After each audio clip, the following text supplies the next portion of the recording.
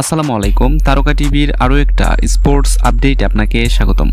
এবার যুক্তরাষ্ট্রে টি-10 লিগে ব্যাটে বলে আগুন জ্বালালেন সাকিব আল হাসান। তাছাড়া সাকিব আল হাসানের অলরাউন্ডার নৈপুণ্যে ম্যাচ 16-এ প্রথম জয় পেয়েছে মিয়ামি ব্লেজ।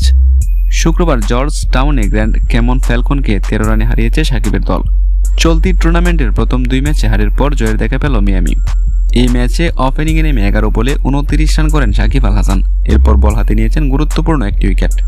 আগে ব্যাট করতে নামা মিয়ামিকে বড় পুঁজি বিট করতে দেননি সাকিব।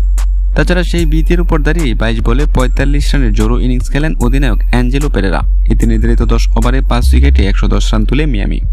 জবাবে 4 ওভারে 2 উইকেটে 48 রান তুলে জয়ের দিকে এগিয়ে যেতে থাকে ফ্যালকনস। কিন্তু পরবর্তী 35 রান তুলতেই 6 উইকেট হারায় তারা। শেষ ম্যাচ 10 ওভারে 8 উইকেট হারিয়ে 97 রানে থামে ফ্যালকনস। সাকিব তুলে নেন 8 বলে 16 রান করা আলী মোহাম্মদকে। এর আগে ব্যাটিংয়ের সময় তার হাতেই ক্যাচ তুলে দিয়েছিলেন সাকিব। তবে এই দিন 2 ওভার বোলিং করে 19 রানের খরচায় 1টি উইকেট নিয়ে যান সাকিব আল হাসান।